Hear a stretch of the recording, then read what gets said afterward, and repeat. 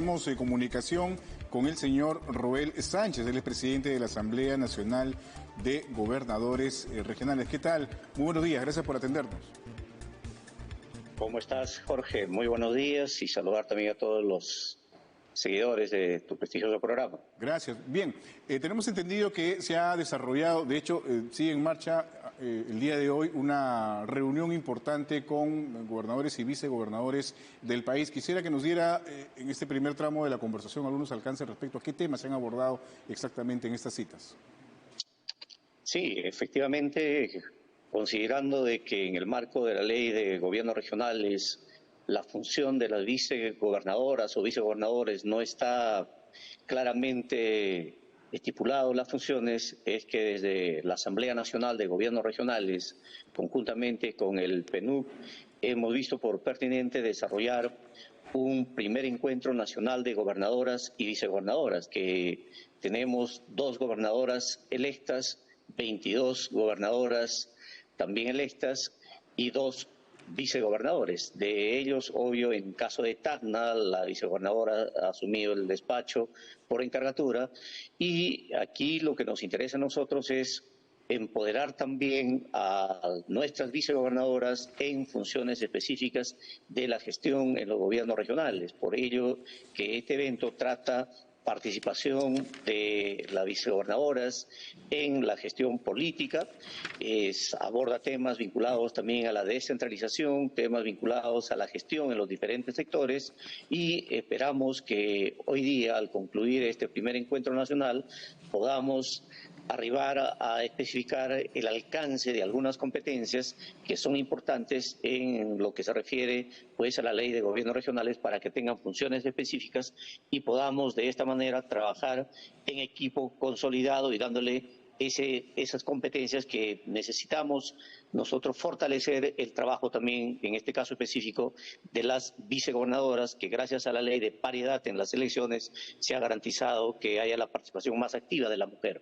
Muy bien. Ahora, respecto precisamente a la gestión que se desarrollan en los gobiernos regionales y las municipalidades, a propósito de esta situación que vive nuestro país como consecuencia del dengue, se han lanzado una serie de críticas respecto a la gestión o la capacidad de gestión que puedan haber de estos gobiernos locales o regionales.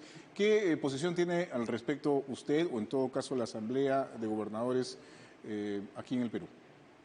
Bueno, desde la Asamblea Nacional de Gobiernos Regionales nosotros hemos sido muy claros que aquí no se trata de responsabilizar que tal dependencia, tal instancia de gobierno son los responsables. Aquí nosotros insistimos, esto pasa por trabajar en forma articulada. Debe haber un trabajo articulado en los 3 niveles de gobierno, y a partir de ello entonces enfrentar una estrategia de intervención como corresponda. Porque, por ejemplo, se ha declarado en emergencia muchas regiones vinculadas a este problema del dengue. Se ha asignado presupuesto, pero no queda ahí, porque los gobernadores están amarrados, diríamos nosotros, porque tenemos una ley de contrataciones que no nos permite avanzar. Y entonces el trabajo tiene que ser articulado, y también allí debería participar el propio Congreso para simplificar o dar el marco legal que corresponda. Por lo tanto, mal hacemos nosotros aquí en responsabilizarnos cuando la responsabilidad de las instancias de gobierno, de Estado, es trabajar por el bienestar y en este caso por la salud de nuestra población. Ahora, ¿eso también sucede, por ejemplo, con lo que pasó durante los primeros meses de este año, con el fenómeno del Niño, las lluvias e inundaciones, sobre todo en el norte? O sea, ¿atribuye usted a esto, a esta situación? Por supuesto, porque no ha habido una coordinación, un trabajo articulado. Y ese es el llamado que insistimos nosotros, porque aquí se puede decir estas competencias, en el caso de cualquier emergencia, dice a veces es competencia del gobierno regional, pero vamos a ver, oiga, la ley de contrataciones no nos permite. Si vamos a ver, en el caso del dengue, por ejemplo, siendo la instancia responsable el CONARES, no ha hecho las compras conjuntas como corresponde, y entonces, ¿qué hace el gobierno regional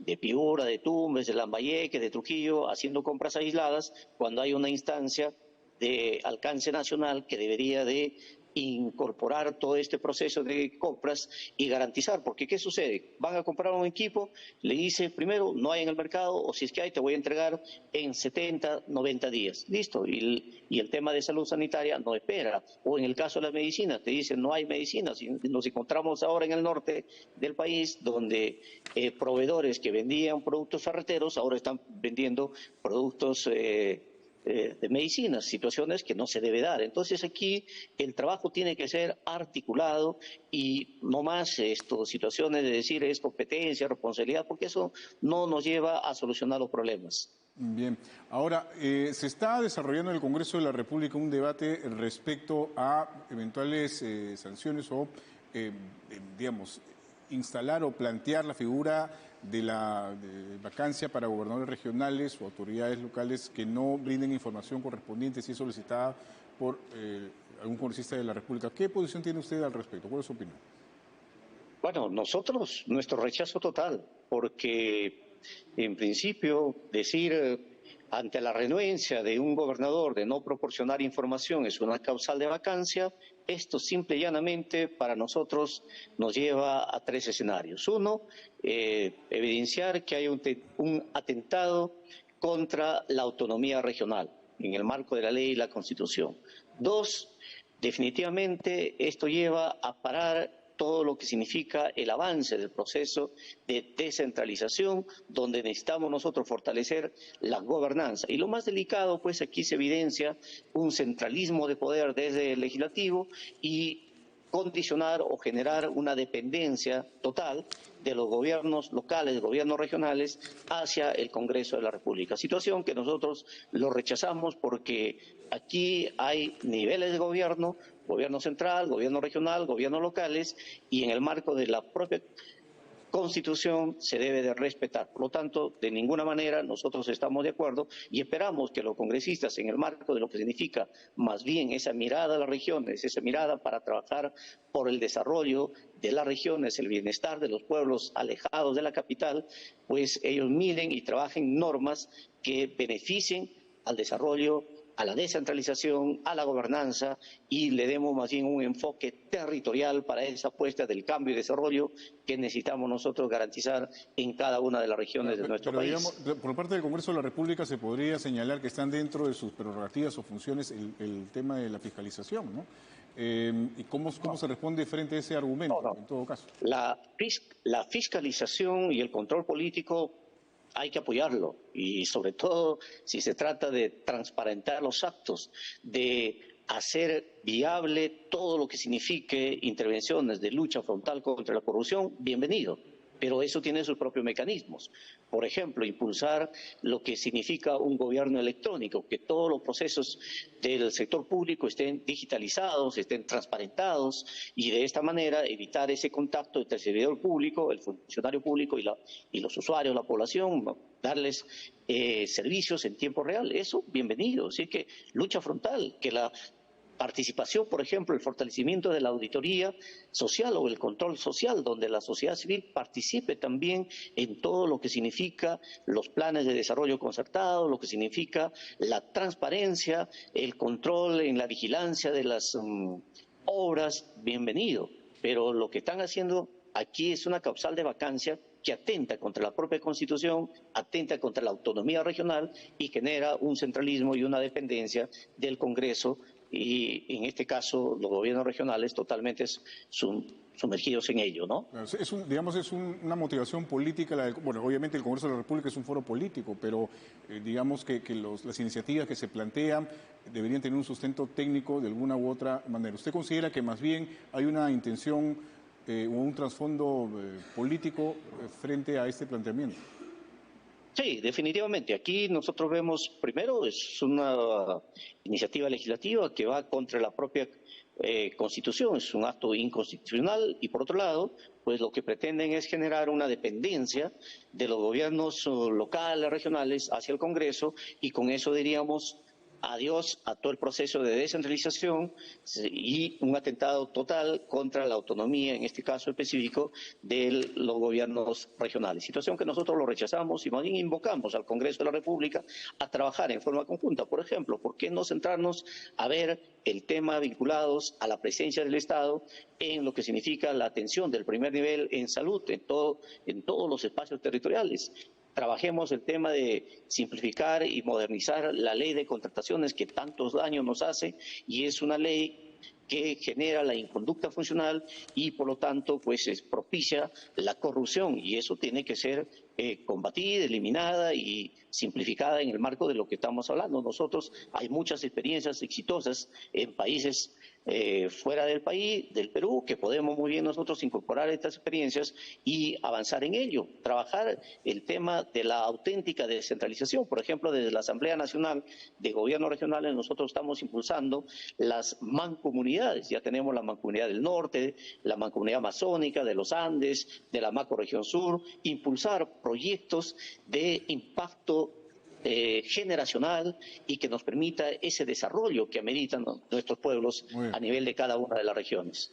Señor gobernador, usted también es gobernador de la región Arequipa y hay una iniciativa, un planteamiento que se está tratando de gestionar con el Ministerio de Cultura respecto a a remozar o apuntalar algunas iglesias que se han visto afectadas por movimientos telúricos, sismos en el Colca, en el Valle del Colca. Si nos puede dar detalle respecto a eso, por favor. Sí, definitivamente tenemos nosotros la activación de una falla geológica en todo el Valle del Colca, y eso es lo que nos está generando pues estos movimientos sísmicos, y que en definitiva ha afectado a 13 iglesias en todo el valle, que son iglesias que no solamente pues tienen un valor religioso, cultural, sino también nos permite a nosotros generar una dinámica económica. En esa medida se ha tomado algunas acciones concretas.